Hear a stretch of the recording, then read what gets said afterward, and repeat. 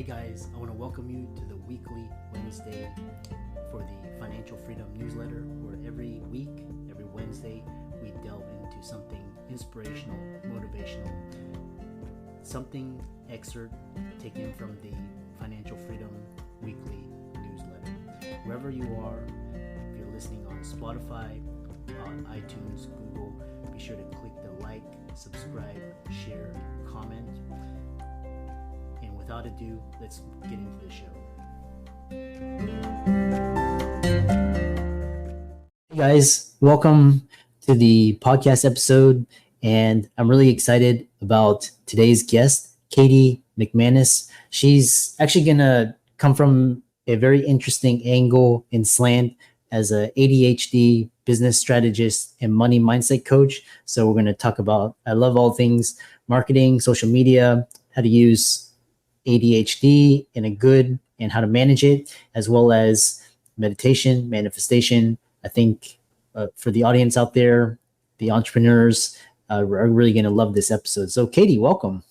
Thank you so much for having me, Chris. Yeah. So we connected through Podmatch, and tell people about your story, your background, and we'll jump right into it. Yeah. So I am a classic career hopper. I think that's really common with people with ADHD. I really just struggled to figure out what my calling was, what I should be doing for work. I had kind of the golden handcuffs that I think a lot of ADHDers have, is that like we're good at things really fast. Right. And so I found myself, I was a sommelier, I was an actress, I taught knitting, I was in sales for a bunch of different industries, and I was really good at all of them. Depending on how good the career was, I ended up staying for way longer than I should have. In the back of my mind, I always wanted to be a coach. I always wanted to help people, in a very, very direct way, just live a better life in some way, shape, or form. And it actually took me getting into a really serious car accident in 2017. And I had a mild traumatic brain injury. And I had to be off work for about 8 months. And I finally went to coach training and started my business. It's been a wild 5.5 years. And I will say that starting a business for me was kind of like a dance with the universe. I had to get up and I had to choose a niche. And I started off actually being a dating coach for men in San Francisco, which I don't know if you've ever been to San Francisco. Have you? Oh, I go there. Not recently. I heard the city's on a downturn, but it is. But downturn or not, dating has never been easy there. So I decided I was going to just do this service for all of straight womankind in San Francisco and become a dating coach for the men there. I got one dude as a client, and the rest of my clients were women. And they all, except for one, really needed help with executive coaching and how they were, being at work and setting boundaries around their time and everything. And so I kind of evolved into a leadership coach. And then all my coaching friends kind of turned to me and they're like, wait a minute, how did you do that? How are you getting clients? How are you marketing yourself? How are you selling anything? And I had taken my whole background in sales and all these different careers that I'd had. And I just kind of found this system and started applying it. And I started showing it to other people and it worked. And I realized I liked that better. I felt like I was teaching alchemy in a certain way. And then of course, throughout this whole process, as I'm building my own business and helping other people build their businesses, I'm realizing I had this really messy relationship with money. And so I had to really come to grips with where I had limiting beliefs around money. And as I was doing the work, I kind of turned around and was doing the work with my clients. And it's become a major transformational piece of what I do with my clients today. Does that answer the question? Yeah, it's quite interesting. Can talk about this later, but it's quite interesting because, there's these little industry. Now it's more it's finance, and then there's diet, and there's self-help, and and so all these. It's quite interesting how these you have these different skill sets and you can apply them to different industries. You started out in the the dating industry, or some people start on fitness or diet. Yeah. I think you were going to say something. Oh, no. I mean, it's so, I think we get down a road and we realize you're helping them with one thing, but it's actually something completely different. And I think the goal with everything is for me, I think it was always help people have more freedom and flexibility and be more empowered in their life. And it just kind of pivoted into a different direction of how we go about doing that. Right. If you're dating and you're really confident in who you are and you find the right partner, that's really empowering. That gives you a lot of freedom and flexibility, right?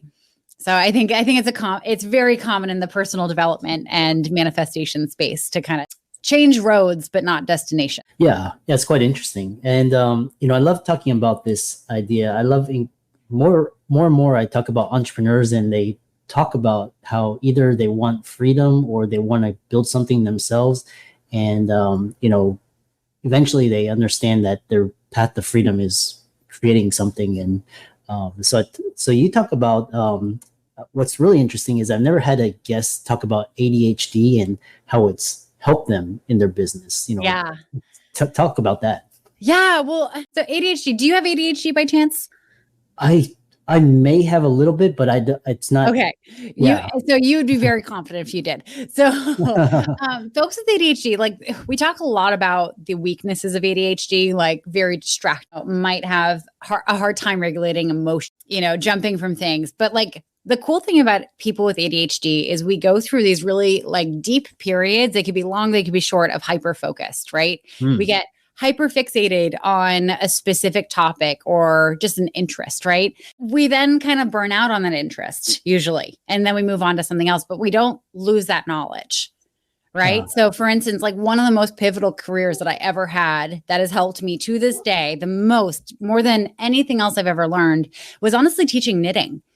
Right? Because, I was teaching beginning knitting. So basically people were coming to me with 2 sticks and a piece of string and being like, cool, how do I make this into fabric? And I'd have a group of like 8 to 10 women, usually women. There were no dudes in my class. But they were welcome if they ever wanted to sign up. But anyway, I'd have to teach them how do you do this? And some people needed metaphor, and some people needed me to give really specific, detailed instructions.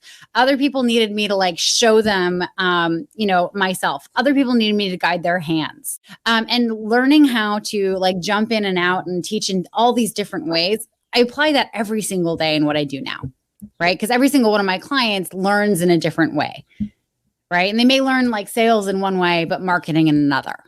So like being able to make this whole experience program, I mean, that knowledge is just, it's something that I'm so grateful that I learned early on.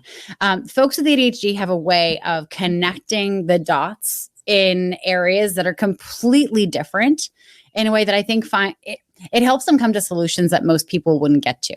I have one client who is a lawyer. He's a litigation attorney. He's absolutely incredible, and he has ADHD. The way he finds solutions for his clients is way outside the box usually. But honestly, it's thanks to his ADHD, because he's constantly ping-ponging from this topic, that topic. Oh, we can take, this case from the cannabis industry and we can apply it to this business here. Or this employment law thing kind of loop-de-loops back to this legal standard over here. I don't really know legalese, but the way he finds different solutions for his clients is just so creative and innovative. I mean, that's one of the major superpowers of ADHD entrepreneur. The other thing is like we I hate to say this because there's a big stigma around ADHD. We get called lazy a lot. We're masters of procrastination. Right. And it's usually because we don't want to start the thing. The starting is the hardest part. But what ends up happening is we find really clever ways to do things in shorter periods of time more effectively. Right. And if you're an entrepreneur and you're starting a business and you're the one person who's like wearing all the hats, spinning all the plates, responsible for all the parts of the business, it's really important to be able to find the fastest, most effective way to do most things.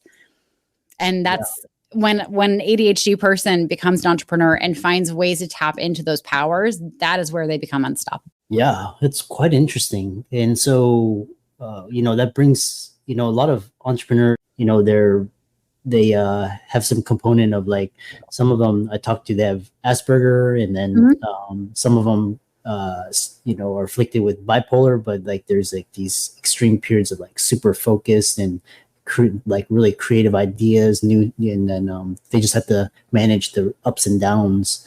It's really interesting. This ADHD basically ping in different, make new connections in faster ways. Perfect for entrepreneurs. One thing I one question is from the audience. It's like a medical audience, and they talk about ADHD. And so, for example, meditation, stress management, and manifestation, without medication, and how that you can tap into that ability. Yeah. So I think for everyone with ADHD, it's different, right? For me, meditation works really well. I'm a practitioner of transcendental meditation. I have been since college, on and off throughout the years. I don't medicate. Honestly, I will get a prescription for Ritalin and I honestly just forget to take it and then it expires. I think a lot of people with ADHD experience the same thing, but I find exercise is really important for me. When I don't exercise, my mind kind of gets a little nuts and runs away with me. And my anxiety tends to like skyrocket when I haven't gotten my heart rate up. I also find alcohol. Last year, I made the very conscious decision to stop. I was a very social drinker, didn't have a problem with it, but it didn't impact me well. Like I would have one glass of wine with dinner and the next 2 days my anxiety would be spiked. And I think that's really common with people with ADHD. There are basic self-care things that are really important when you have ADHD that make a massive impact on how productive and generative you're going to be in your business. And I think the combination is different for everyone, but it kind of follows like the same guidelines. So like movement is one, time in your own mind, whether it's meditation or going for walks in the woods or doing a hobby, that is going to be really important as well. And then of course, like nutrition and hydration, ask someone with ADHD, when's the last time they had a glass of water? I bet they're like, I'm not sure. Like, that's why I have like all my drinks right here. I have my coffee, I have my sparkling water. Interesting. And how about manifestation? Like, cause, we talked about, healing the trauma with money, talk about that. Yeah. So I think, manifestation is a tricky one for people with ADHD because we tend to come up with very elaborate plans for like, this is how we're going to do the thing, right? And it's going to be, this is our routine and it's perfect. And we'll stick to it for a few weeks, if a few months. And then there comes a point where it loses its mojo, right? Like it completely loses its juice and we just get bored with it and we can't go back to it. And then all of a sudden, like we just don't have that practice anymore. And so for folks with ADHD, it's really important to remember that you get to create variety in every single practice that you do. So your daily meditation practice doesn't have to be the same every single day. Your workouts don't have to be the same every single day. And your manifestation practice doesn't have to be the same every day. Right now, my manifestation practice, do you want me to share what it is? Sure. Yeah, absolutely. Yeah. So I have a practice for high vibe days where I'm like connected to my higher self and like I really believe in all the things that are coming. And then I also have a practice that's for low vibrational days where I'm kind of connected to my shadow self. I feel kind of crappy and like, believing in this higher power is just kind of a reach for me. And so on high vibe days, what I'll do is I'll make a list of everything that I'm calling into my life, in all different categories, from love life to money to, spending time with family to my home. I'll then go through and kind of position myself as future me and assess like what beliefs does future me have for any of this to be true. For any of this to have come into my life and be in my life, like what do I firmly have to believe? And so I create this whole inventory of the belief systems. And I will then go through and audit which beliefs I actually am very uncomfortable with today. Right. And so with those beliefs, like as I'm like, okay, well, this is really uncomfortable for me. I'll then go and make a list for each belief that I don't believe right now. And really make another list of what's the evidence that this is already true in my life. And then I'd like to tie it all together with gratitude. For any questions on that? No. It's kind of involved for low vibrational days, where I'm kind of feeling not myself or not in my power. What I like to do is just set a timer for 10 minutes and make a list of everything that I'm holding shame around. And I like to approach it that way because I think for a lot of people, when you start journaling, you can kind of go down like this downward spiral of like all the things that are going wrong in your life and all the things you're sad about. But if you frame it up as like, here's what I'm holding shame around, you're addressing that it's not necessarily true. It's just something that you have shame around. And just like Brene Brown says, shame only exists in the shadows. It can't exist when you flash a light on it. Right. And so I go through and I'll really assess where I'm holding shame. After 10 minutes is up, I'll go through and kind of find the common themes throughout all this stuff. And I'm not sure, are you familiar with EMDR, PTSD treatment? I've heard of it, but I'm not totally familiar with it. No. Yeah. So it's a tapping practice. It's something that my therapist taught me. And I will go through and I will tap through, different emotions that come up. And I'll then, after I've kind of like processed the emotion, because processing emotion is very different from intellectualizing the emotion of what's going on. I've just recently discovered this in like the last couple of years. But anyway, so once I process through that, I'll really try to go and reframe the different beliefs, because here's the thing about manifestation. We can try to manifest $1 million all we want, but if we don't believe it's coming to us, it's not going to come to us. Yeah. If you're training for a marathon, but you don't believe you can run a marathon, you're never running a marathon. Yeah. Interesting. So around money, well, actually, one thing you mentioned is processing emotions. I've heard that term. And what does that mean? What does that entail? What does it feel like? I'm very curious. Yeah. So like the difference between processing emotion and intellectualizing emotion. So like maybe you had a friend from high school who like stopped being your friend at some point. And, to make sense of it, you intellectualize it. You're like, oh, well, maybe like, we had different interests, or maybe they were jealous, or this happened or that happened. And you kind of like make up a story in your head to make sense of it. That's not actually processing the emotion of like the grief of losing a friendship. Right. And so when you have emotion in your body that you're not actually letting move through, it just kind of gets bottled up. Right. And it creates all these massive blocks. And it basically like you start then adding different belief systems to it, and you use it as evidence that like you can't get what you want.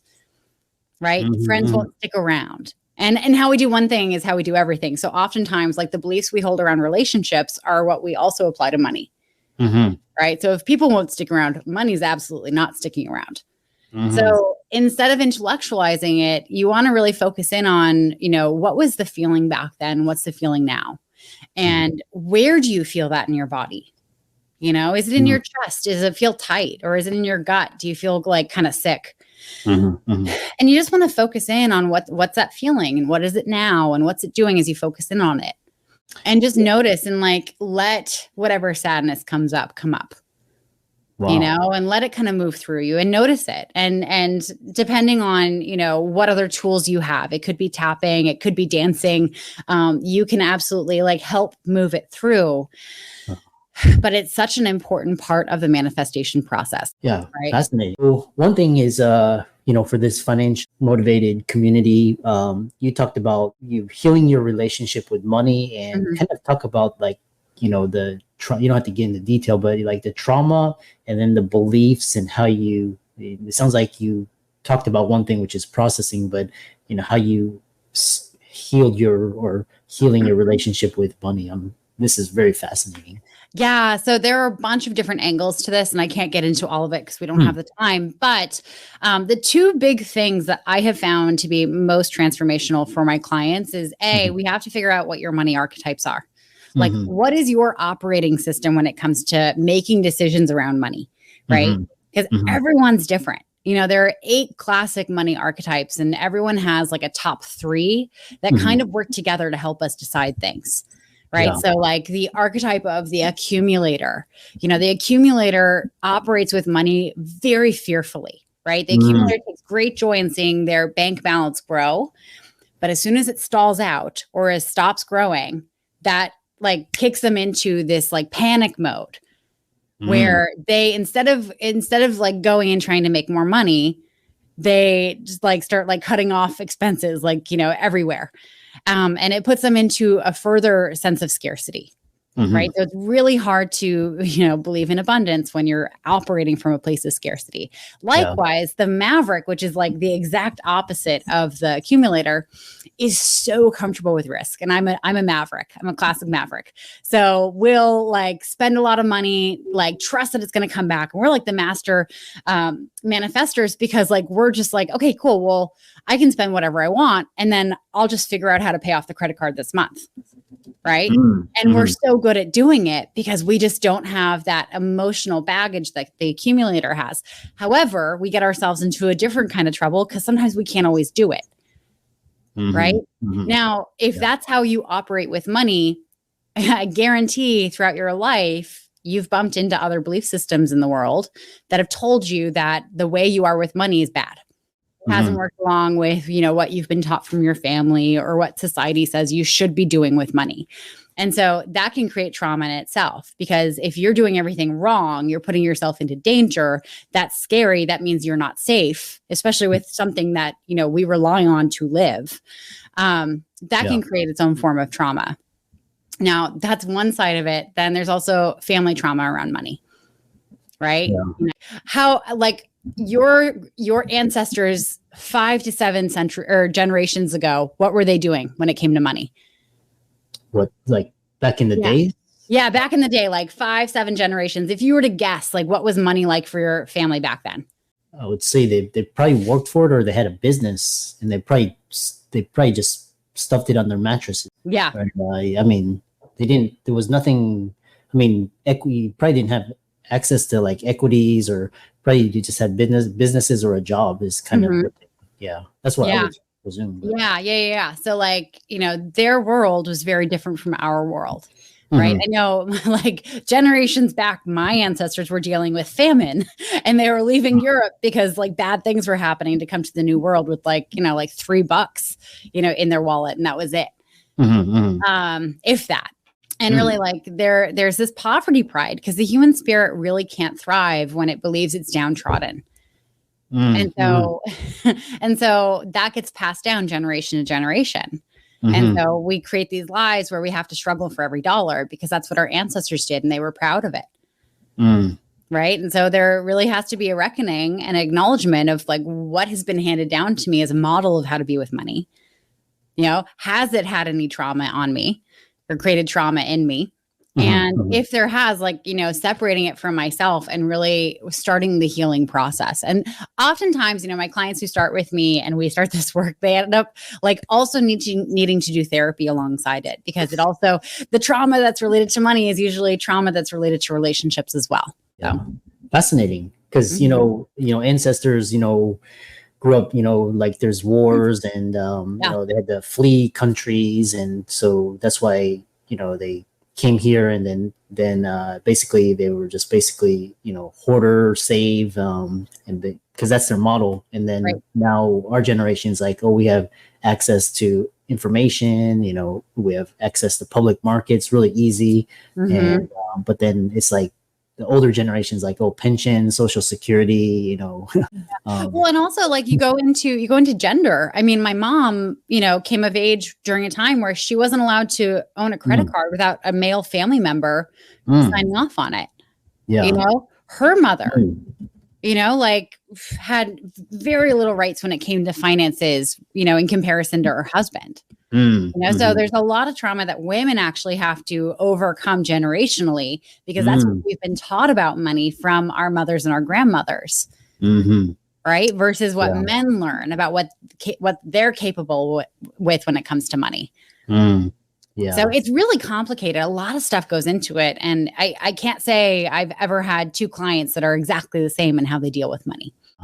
Yeah, really fascinating subject. I love, this idea of like money manifestation, or also, relationships. How can people contact you, follow you, reach out to you, check out your work? Really interesting, mindset session here, and how they can check out your work.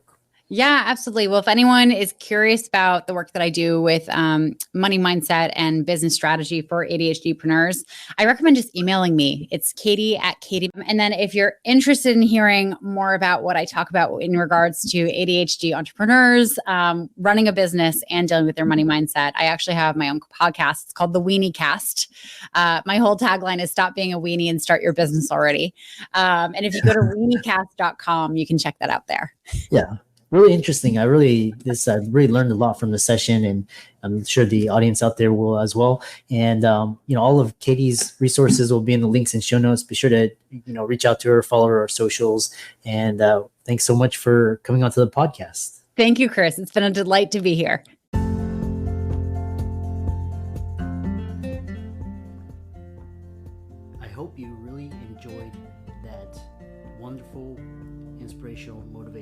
peace. Again, wherever you are listening, if you liked it, be sure to like, comment, share, subscribe.